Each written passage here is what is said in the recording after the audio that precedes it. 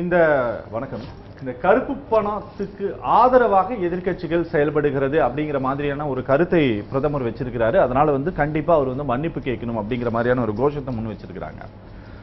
அப்படி அவர் எந்த இடத்துல பேசினாரு அப்படின்னு நீங்க நினைக்கிறீங்க? யார் இந்த கோரிக்கையை வச்சிருக்காங்க? எதிர்க்கட்சிகள் எல்லாமே வச்சிருக்காங்க. இல்ல, நான் கேட்கறது பிரதமர் மன்னிப்பு கேட்கணும்ன்ற கோரிக்கையை யார் வைத்திருக்கிறது? இன்னைக்கு குலாம் நபி ஆசாத் கூட சொல்லியிருக்கிறார். இல்ல, குலாம் நபி ஆசாத் பிரதமரை மன்னிப்பு கேட்க சொல்றாரா? பிரதமரை மன்னிப்பு கேட்க சொல்றாரு. மன்மோகன் சிங் அவர்கள் சொன்ன கருத்தை அவர்கள் ஏற்றுக்கொள்ளவில்லை.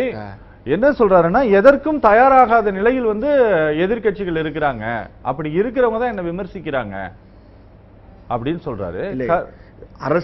அரசு இயந்திரமும் முதலில் தயாராக இருந்திருக்க வேண்டும். ஒரு முக்கிய ஒரு மிகப்பெரிய என்னன்னா, நீங்க சொல்றீங்க கரெக்ட், கொஞ்சம் தயாரா இருந்திருக்கணும் எல்லாருமே சொல்றாங்க. கொஞ்சம் இல்ல, மிகவே தயாராக. ஆனா அது எனக்கு ஒரு பெரிய பிரச்சனையா படல அப்படிங்கிறது தான் அவருடைய பேச்சினுடைய பிரதமருடைய பேச்சு. பிரதமர் எப்படின்னு கேட்டீங்கன்னா, மாண்புமிகு நரேந்திர மோடி அவர்கள் தமிழ்நாட்டை மட்டுமல்ல, இந்தியாவில் இருக்கிற 125 கோடி மக்களின் நலன் கருதி எடுத்திருக்கிற முடிவாக இதை அவர் அறிவித்திருக்கிறார். ஆனால் கருப்பு பணம் வைத்திருக்கிறவர்கள் 25 கோடி பேர், 100 கோடி பேர் இன்றைக்கு நடுவீதியிலே நிற்கிறார்கள். இந்த நாட்டு மக்கள் என்னுடைய பணத்தை எடுப்பதற்காக நான் வீதியில் இன்றைக்கு பிச்சைக்காரனை போய் அடைகிறேன். எனக்கு பணம் இல்லை இருக்கு என்று சொன்னால் நான் ஒருவேளை உணவு சாப்பிட முடியாது. இந்த ஊரில் எனக்கு ஒருவேளை உடல்நிலை சரியில்லை என்று சொன்னால் நான் மருத்துவமனைக்கு போய் சிகிச்சை எடுக்க முடியாது, என்னிடத்தில் பணம் இல்லை என்றால். ஆனால் என் பணம் இருக்கிறது, என் உழைப்பில் வந்த பணம் என் அக்கவுண்டில் இருக்கிறது, எடுக்க முடியவில்லை. இதுதான் முன்னாள் பாரத பிரதமர் மன்மோகன் சிங் சொல்லுகிறார், it is an organized crime. இது கிரைம். இது நீங்க இன்னைக்கு கூட உச்சநீதிமன்றம் கேட்டிருக்கிறது. என்ன கேட்டிருக்கிறது? ஏன் இதை பரிசீலிக்க கூடாது?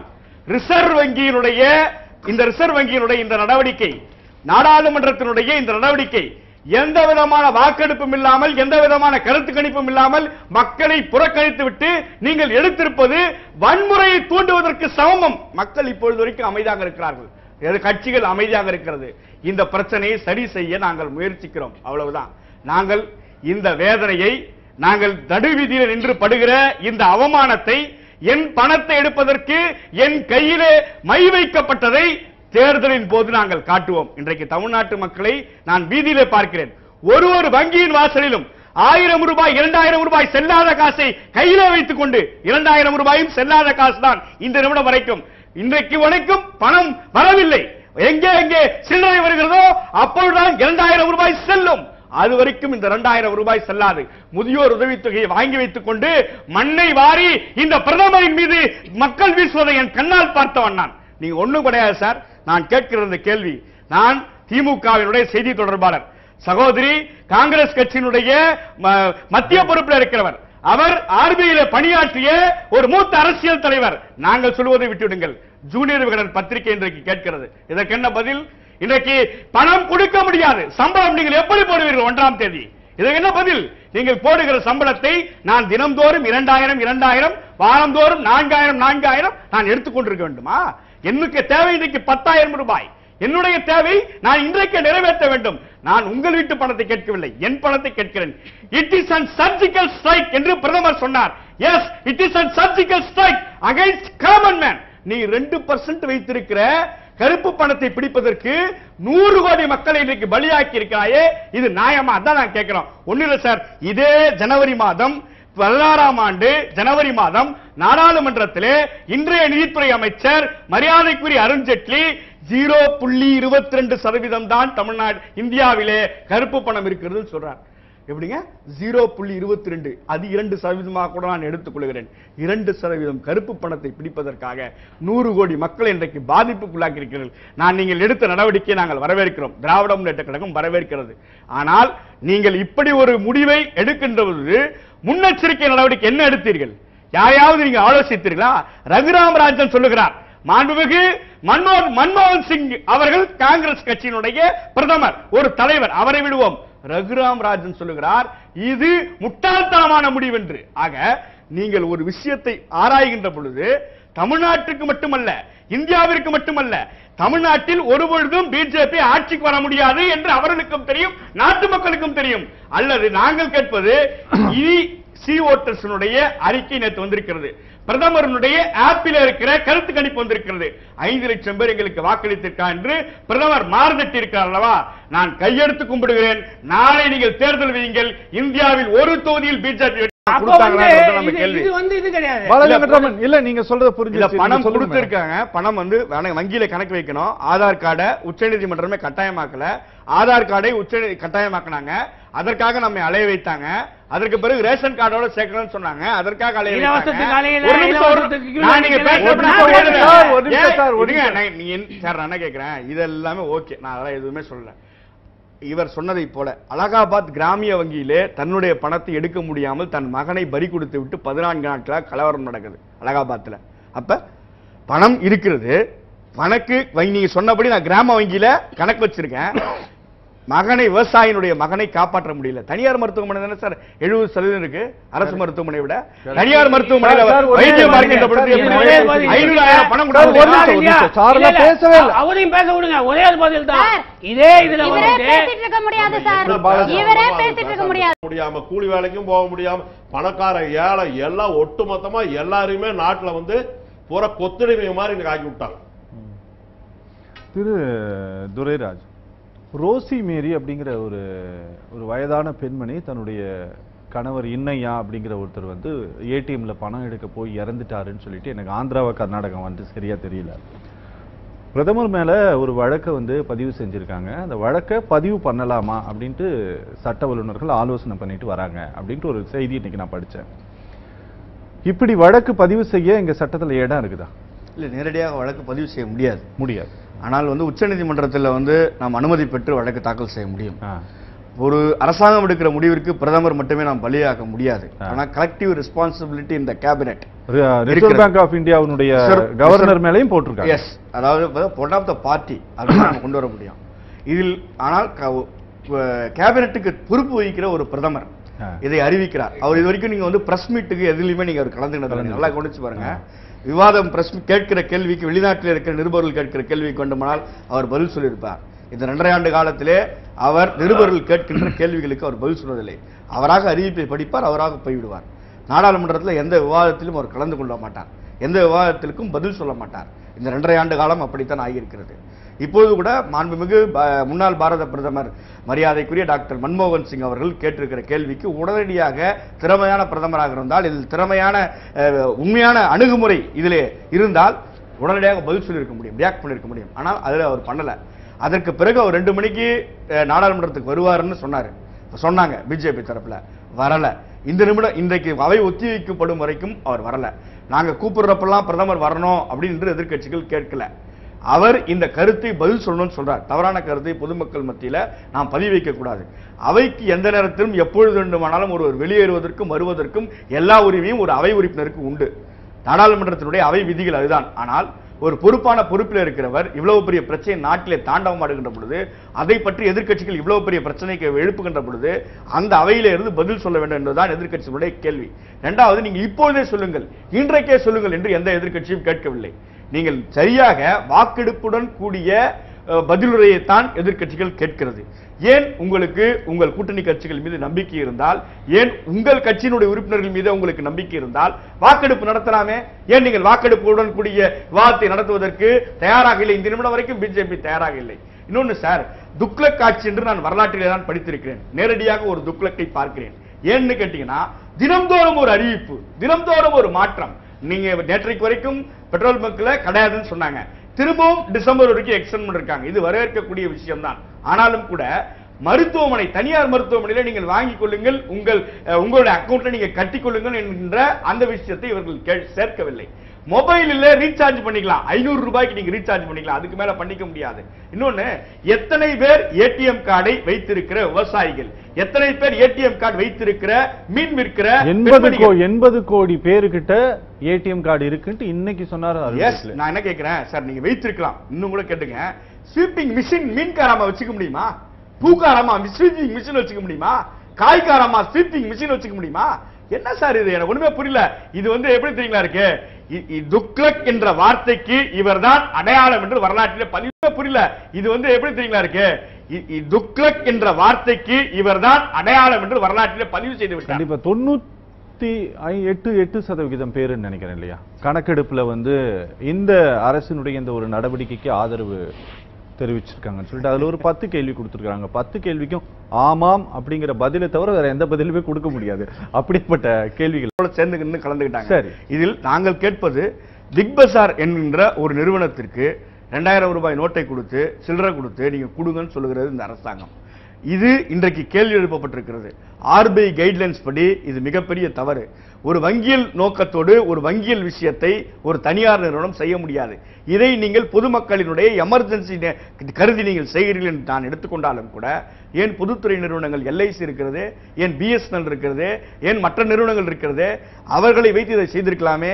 எனவேதான் நாங்கள் மீண்டும் மீண்டும் சொல்லுகிறோம், மரியாதைக்குரிய நரேந்திர மோடி அவர்களின் இந்த நடவடிக்கை அம்பானிக்கும் அதானிக்கும் ஆதரவான நடவடிக்கையாகத்தான் நாங்கள். அதாவது ஊர்ப்புறங்கள்ல ஒரு பழமொழி சொல்லுவாங்க, பழமொழி இல்ல நடைமுறையிலே பார்க்கிறோம் நிறைய இடங்கள்ல. 10 ரூபாயை கீழே போட்டுட்டு நம்முடைய கவனத்தை அந்த 10 ரூபாயின் மீது திருப்பி விட்டு நம்முடைய பரிசை நமக்கு தெரியாமலேயே திருடி விட்டு போகிற ஒரு நடைமுறை. அதுக்கும் இதற்கும் எந்த வேறுபாடும் கிடையாது.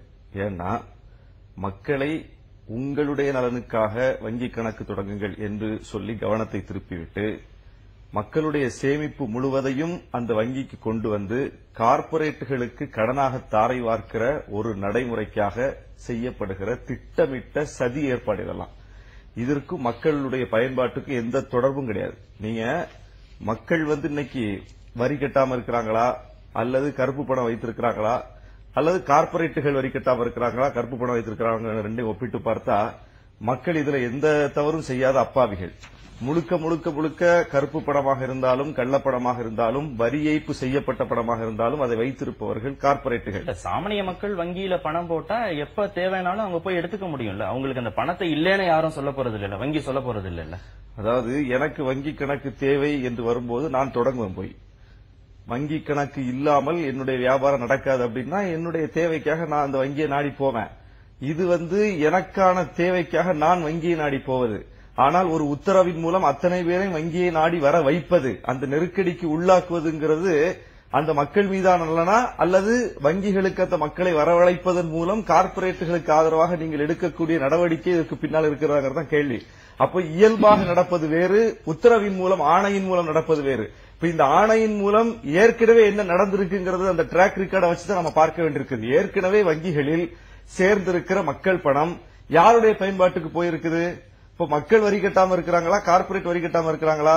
இன்னைக்கு சுவிஸ் வங்கியில 64 விழுக்காடு தேங்கி கிடக்கிற பணம், பதுக்கப்பட்டிருக்கிற பணம் கார்ப்பரேட் பணம் என்றுதான் சொல்லப்படுகிறது.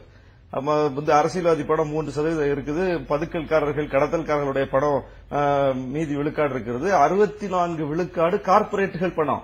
அப்ப இந்த பணம் வந்து முறைகேடான பணம் தான். இவர்கள்லாம் வங்கி கணக்கு தொடங்காதவர்களா, வங்கி அட்டையின் மூலம் பண பரிவர்த்தனை செய்யாதவர்களா? அப்போ வங்கி கணக்கு தொடங்குவதற்கும் கருப்பு பணத்திற்கும் ஊழலுக்கும் தொடர்பு கிடையாது. அது வேற இது வேற.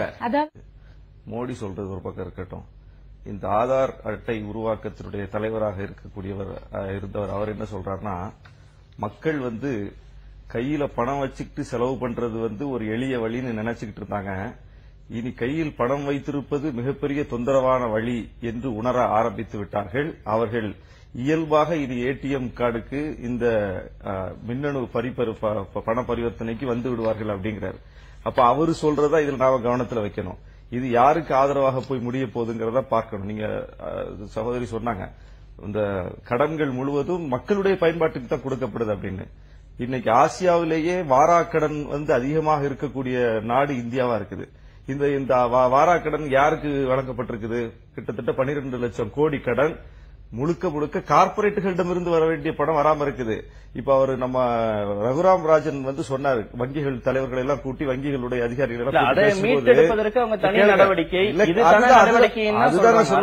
பணம் என்னவாக போகிறதுன்னு பார்க்கணும்ல. இந்த பணம் மக்களுடைய பயன்பாட்டுக்கு வரப்போகிறதா அல்லது கார்ப்பரேட்டுகளுக்கு போக போறதாங்கிறத பழைய அனுபவத்திலிருந்தா நம்ம பேச முடியும். பல அனுபவம் இதெல்லாம் இப்ப நாட்டுல நடக்காதது மாதிரியும் இனிதான் புதுசா முழுக்க நடக்க போறது மாதிரியான ஒரு தோற்றம் விதைக்கப்படுது. உலகமயச் சூழலுக்கு பிறகு கடந்த 20 ஆண்டுகளில் படிப்படியாக இந்த நிலையை நோக்கி மக்கள் நகர்த்தப்பட்டு விட்டார்கள். அதுல பலனடைந்தது மக்களா கார்ப்பரேட்டுகளாங்கிறது தான் இங்க விவாதமே. இதை வைத்து பார்க்கும்போது, நமக்கு கடந்திருக்கிற அனுபவத்தை வைத்து பார்க்கும் போதே பலன் மக்களுக்கு கிடைக்கல. மக்களுக்கு சரியான சாலை வசதி கிடைச்சிருக்குதா, மக்களுக்கு சரியான கழிப்பிட வசதி கிடைச்சிருக்குதா, மக்களுக்கு மருத்துவ வசதி கிடைச்சிருக்குதா, கல்வி கிடைச்சிருக்குதா?